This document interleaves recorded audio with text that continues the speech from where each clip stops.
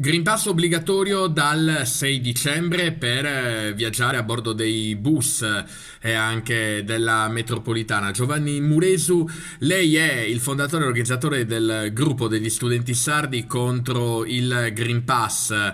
Quanti sono a oggi, almeno nel vostro gruppo, gli studenti presenti? Ma non ho fatto un censimento, non so esattamente. Siamo nel gruppo, siamo più di 300 persone, però non sono tutti, non sono solo studenti, ci sono anche insegnanti e anche genitori degli studenti, ma anche lavoratori.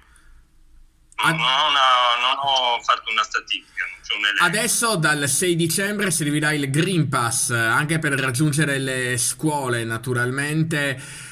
Quali sono le vostre preoccupazioni?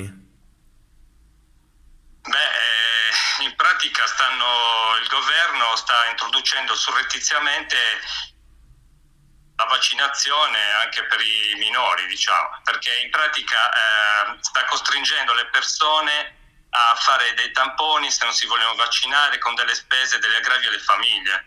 Bisogna considerare che in un mese si spendono intorno ai 100 euro per persona, per studente. Se uno, non so, una famiglia ha tre ragazzi che vanno a scuola, parlo delle scuole medie, superiori, eccetera, devono pagare il tampone, è una spesa grande. Se poi anche il genitore, perché anche i genitori possono essere non vaccinati e devono fare il tampone, non so neanche come facciano a vivere a un certo punto.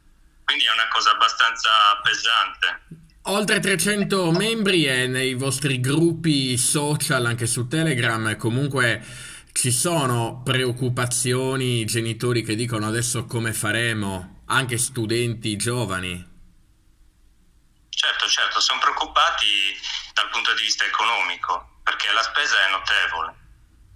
E se sono i ragazzi, se devono, molti sono pendolari oppure o comunque devono utilizzare i bus per andare a scuola, perché non tutti i genitori possono accompagnarli, quindi è un problema grosso. Voi naturalmente chiedete al governo di ripensarci, sapete che però è difficile, intendete comunque tornare a protestare? Siamo da tantissime settimane che protestiamo. Abbiamo visto una cosa, che questo governo non ascolta per nulla.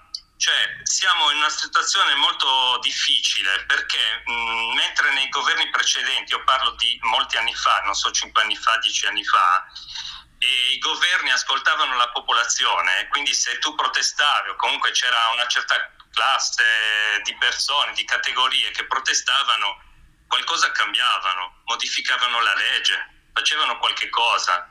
Adesso non fanno niente, proprio non ascoltano e non vogliono cambiare perché sembra che abbiano questi obiettivi che devono seguire ad ogni costo, passando sopra la vita delle In persone. ultimo, voi notate anche una differenza e protestate che per questo il Green Pass serve per spostarsi con i mezzi pubblici, per salire a bordo, però non serve, per esempio, per entrare in classe.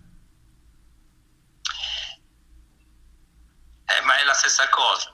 Praticamente, siccome non volevano farlo in modo così evidente, lo stanno facendo in modo nascosto. Surrettizio, ma è la stessa cosa, perché hanno detto gli studenti universitari sono obbligati ad avere il Green Pass, gli studenti invece delle scuole no, invece alla fine è quello che stanno facendo. Con questo decreto legge hanno fatto questo, stanno imponendo il Green Pass anche agli studenti, agli scolari, agli studenti.